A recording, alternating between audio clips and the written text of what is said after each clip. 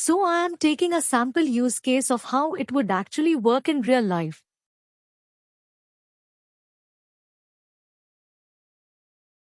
We are using something called a laboratory ADTA01 receiver. So this is a very common way of documenting things. In the interrupt world. So about this document. This is a sample specification document for a laboratory information system, an LIS, to receive patient admission message from a hospital information system. The document is a reference document to create a patient admission receiver on the LIS side. If we have to understand the story as a diagram,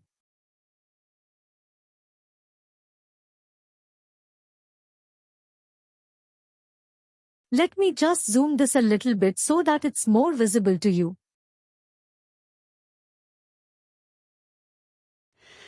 Let us say so. The scenario, what we are taking over here, is a patient is getting admitted into the hospital. And, at that point in time, what is required is that the registration system has to send the admission message to a laboratory information system. Now, if this user story is clear, what is the plan?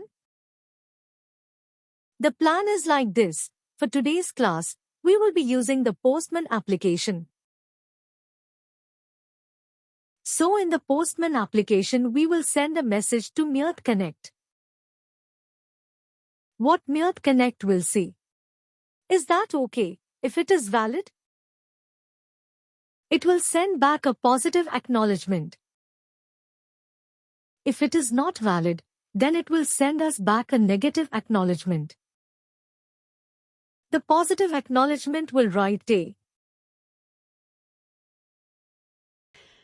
And also after a positive acknowledgement is sent.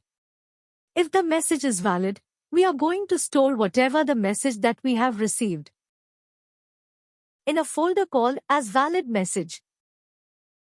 And if it is not valid, we will store the message in an invalid message folder. Okay. So, by this example, what is it that you're going to learn? So learning objective from this class is that you will learn something called as positive acknowledgements, negative acknowledgements.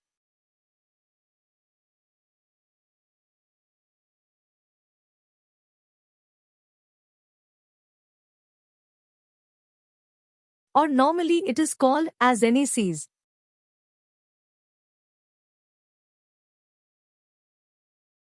And positive acknowledgements are called as ACS. And also within Myrt Connect, we will be using. So in Myrt Connect you would learn about, we would use transformer and as well as we will use filters.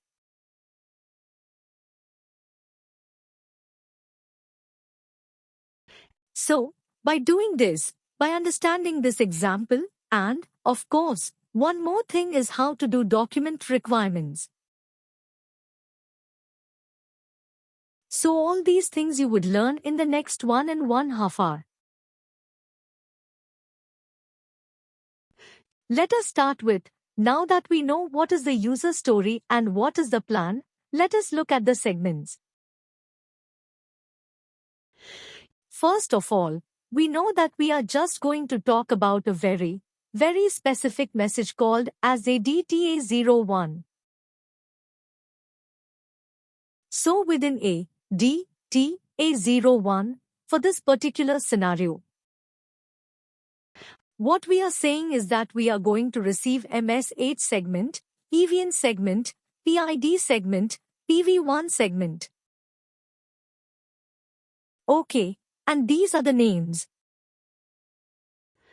And, in terms of optionality, all of them are required and none of them are going to repeat. This is just a This is an agreement between the hospital information system and the laboratory information system.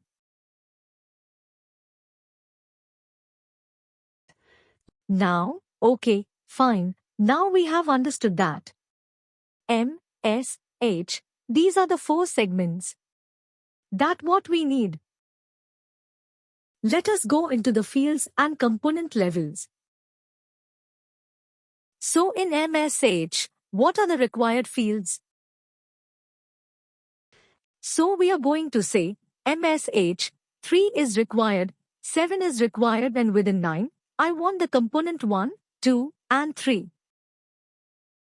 So which is message code, trigger event and message structure?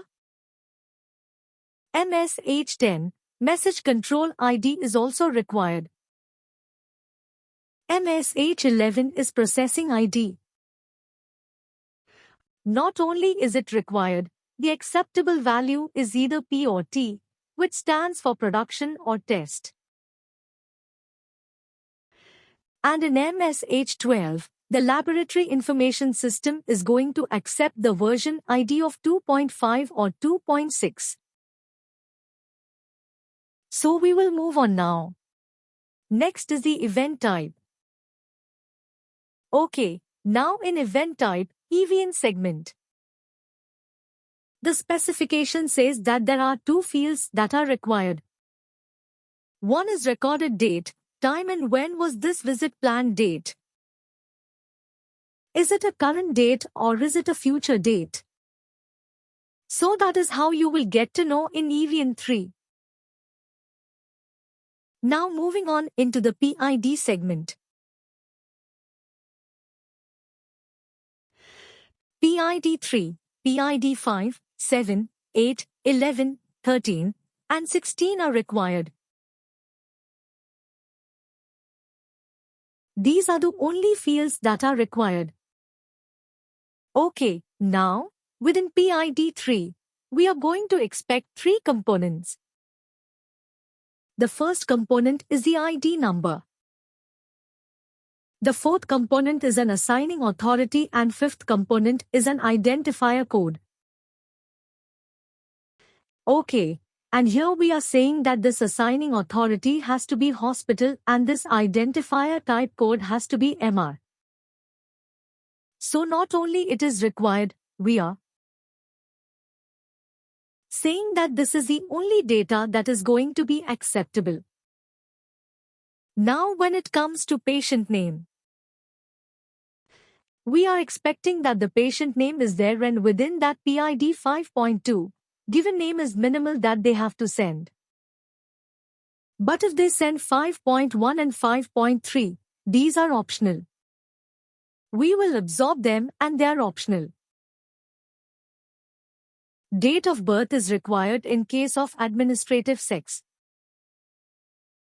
So we are saying that we will receive only. The laboratory information system says that they're going to receive only M, FNU standing for male, female, and unknown. Moving on to PID 11 segment, there are 5 components which are going to be received, which are the street address, other designation, or you can say address line 1, address line 2, city, state and postal code. The other designation is optional. Next is in PID 13, like we have seen in earlier classes. If I remember, we had seen this in CSV2 ADT message.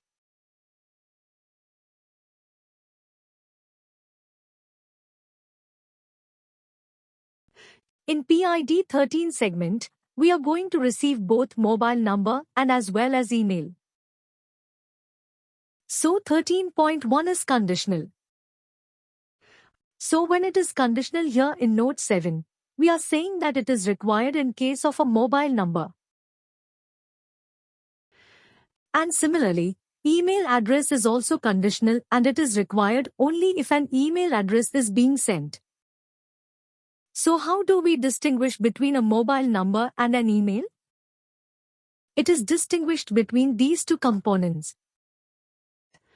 So if it is a mobile number 13.2, they need to send PRN, and in 13.3, they have to send cellular phone. If an email address is being sent, then net should be sent in 13.2. An X.400 email address should be sent as an email address.